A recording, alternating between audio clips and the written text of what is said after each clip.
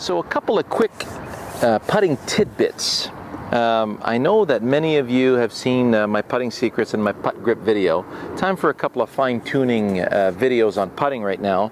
I'm going to do the first one on fine-tuning your stroke, and the second one I'm going to show you, especially for those of you who have a tendency to stay short with your putts and leave your putts short.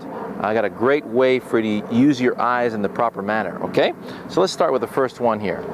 Now the first one, I want you to realize that when you take your posture and you let your arms hang below the shoulders, and then when you swing the putter back and through without stopping, it's going to create its own arc. Now you know they get that putting arc on the market.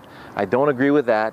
Yet I don't agree with also the straight back, straight through technique that you hear from Dave Peltz in his Bible.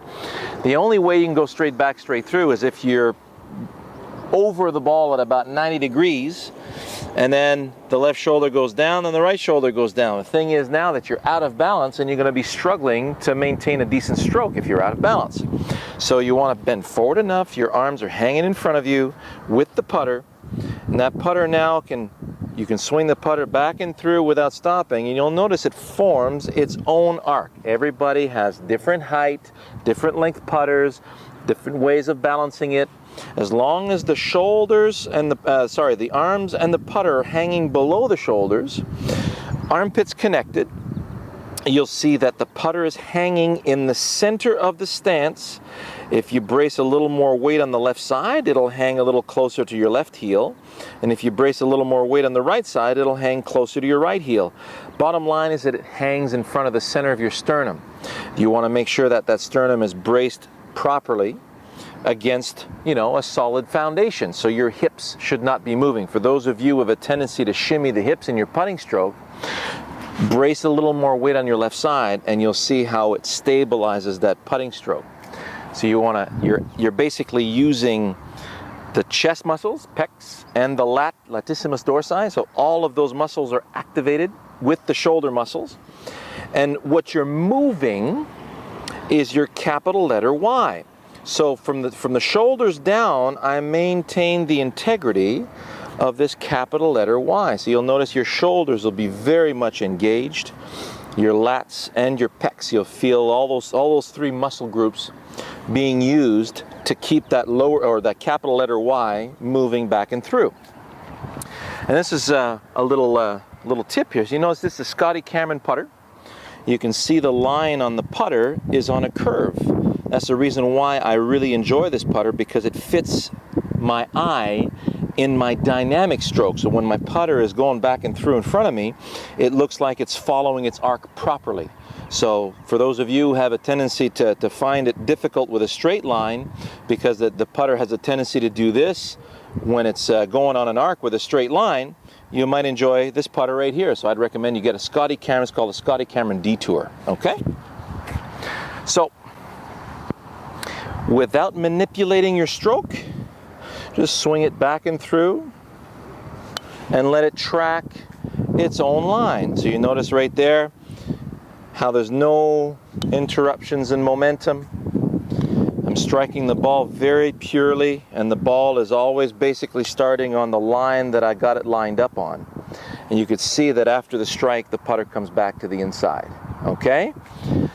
So that's as far as the stroke is concerned. I had a great question that really matches up with what we do in the Takeaway and Starting the Swing series.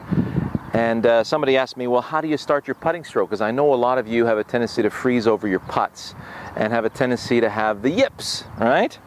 So imagine when you're swinging the putter back and through without stopping, you're really using momentum in both directions. So it feels like the putter is falling in both directions. Fall, fall, fall, fall. So it's very seamless, it's very uninterrupted, okay? So what I want you to feel in your address position, when you set up to the golf ball, make sure you've got a routine where nothing ever stops, all right? So in other words, I take my practice swing, hold my finish, look at the hole, and I ask myself, hey, was that too hard, not hard enough, or just right? Then when I go to the ball, I take a look at the hole. Then when I come back, feels like I'm already in my stroke, and I don't stop moving. And you know, you can't be thinking about which muscles you're using.